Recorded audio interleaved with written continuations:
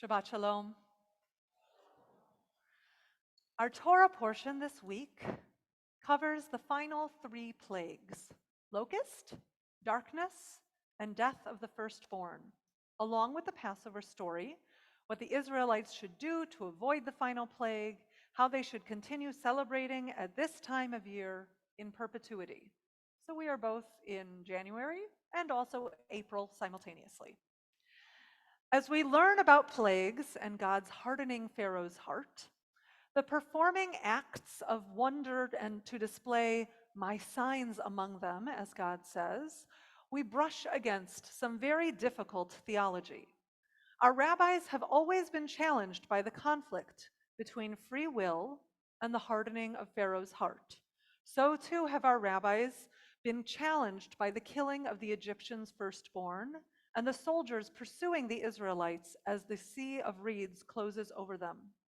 In Midrashim, our rabbis depict the angels about to break into song when God silences them, declaring, "How dare you sing for joy when my creatures are dying?" There is a conflict between these acts of wonder, God's show of power in freeing the Israelites from slavery, and the theology we inherit from the rabbis on God's goodness and the care of all humanity's divine nature. Rabbi Shai Held asks what the plagues tell us about the nature of the world. Is it comforting or terrifying to believe the world responds to our sins or our blessings? I ask, what about their sins and my blessings? Or the sins of those folk over there and the good works of those folk over here? How could something as indiscriminate as a hurricane, a pandemic, or a famine be caused by the sins of some, while good people are also paying an equal and sometimes harder price? And while we're talking about theology, I find it hard to swallow. Who gets to decide which activities are sinful ones and which are the blessed ones? Our Torah sets out many clear actions and behaviors to do and not do. But over the centuries, Jews have invariably argued about how to actually follow those behaviors. And certainly as a Reform community, we have embraced a humanity first with independent meaning making as a prime concern over and above simple mitzvot language of the Torah or the Talmud. If we Jews cannot agree among ourselves on what constitutes proper behavior, all the more so when we add the complexity of a multi-faith world out there. One group might declare that a hurricane hit because of the sins of being too free around sex and gender, while another group might declare it is a book banning around race and gender that is the problem. Still another group might declare it is the permission of abortion, while their counter group argues it is the enslavement of women by restricting access to full reproductive services. One group argues it is the degradation of the planet through the eating of meat or the use of chemical fertilizers and insecticide. Another group knows that is the only way we will feed 8 billion people currently living on this planet. And the oil and gas we extract might be an extravagance in our gas-guzzling cars, but what about the global shipping of goods such as foods and medicines across the country and around the world? What of the destruction of natural habitats and degradation of water sources to take the minerals out of the earth necessary for the communication systems we hold in our pockets every day? Which of these sins are you not guilty of? Which of these are the cause of modern plagues? Which of these are the plague themselves, and not just the wayward, short-sighted actions that I'm just as guilty of partaking in and benefiting from? Is it the sin of taking opioids that leads to an opioid drug crisis? Is it the sin of the greed of the doctors that prescribed it and the manufacturers whose profits soared?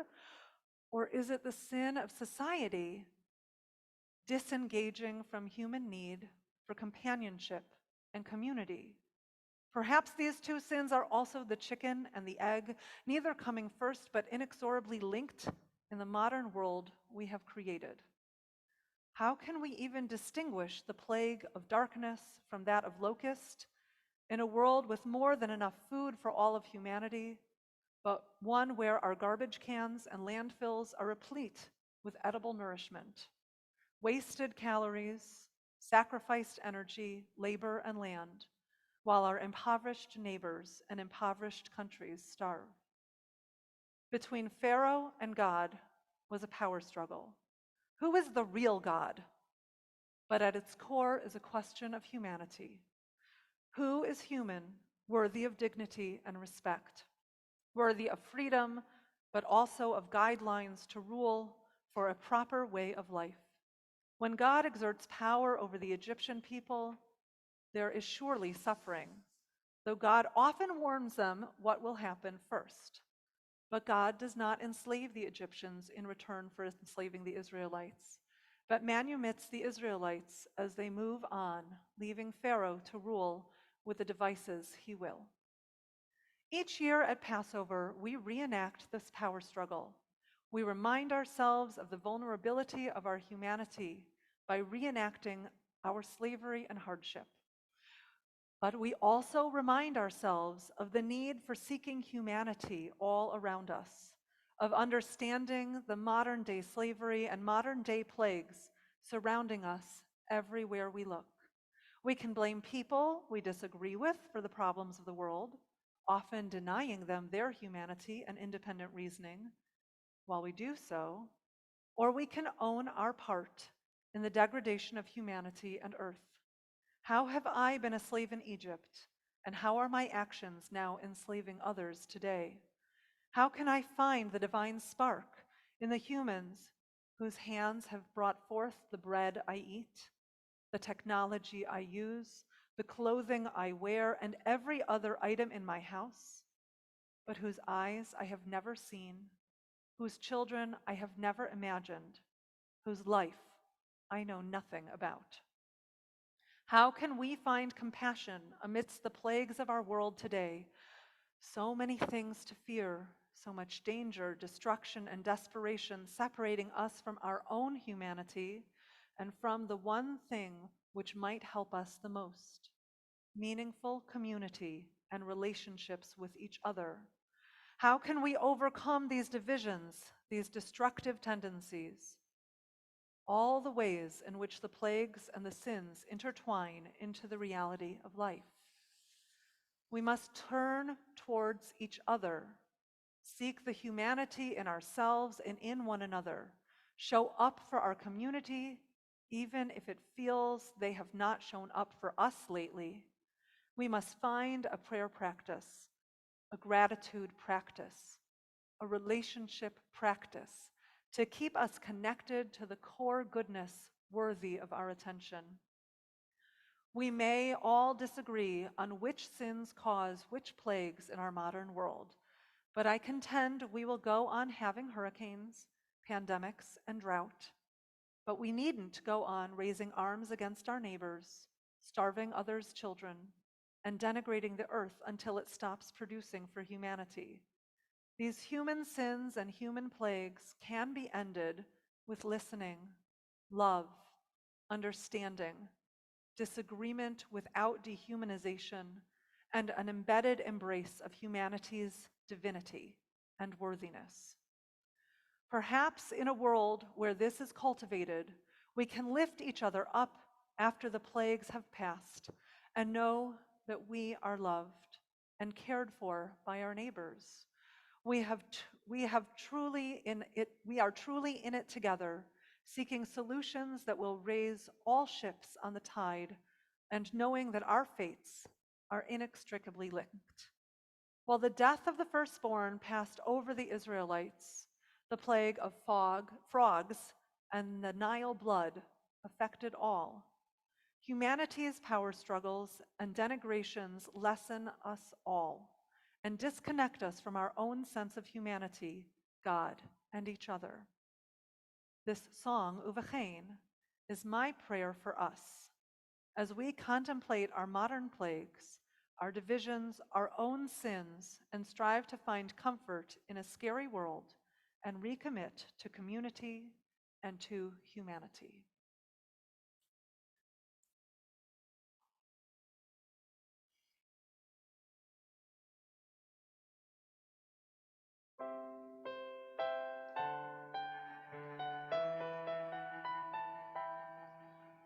Uvechein, uvechein, and then,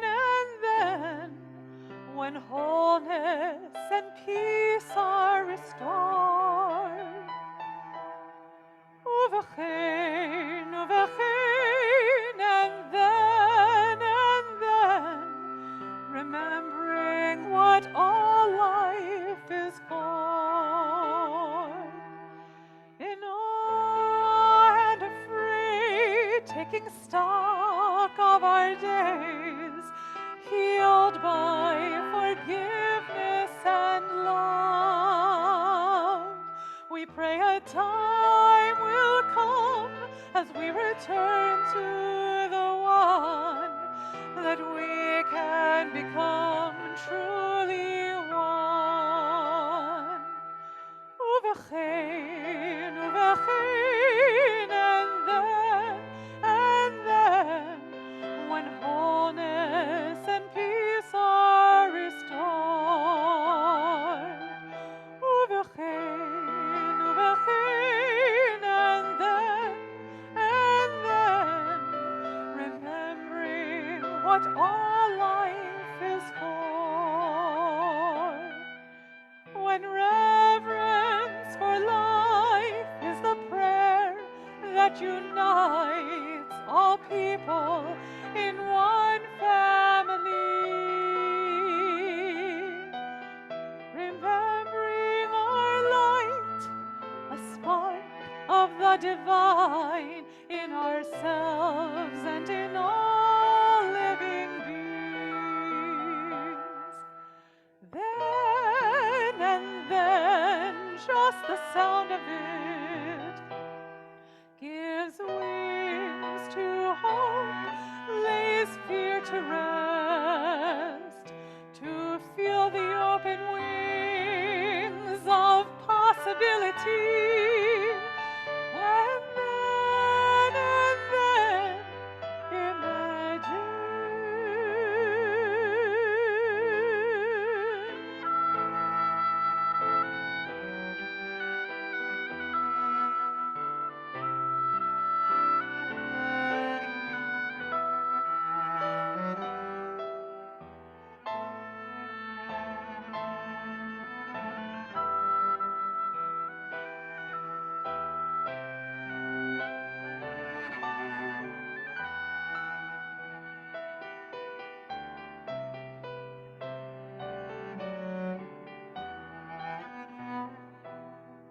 Uvechein,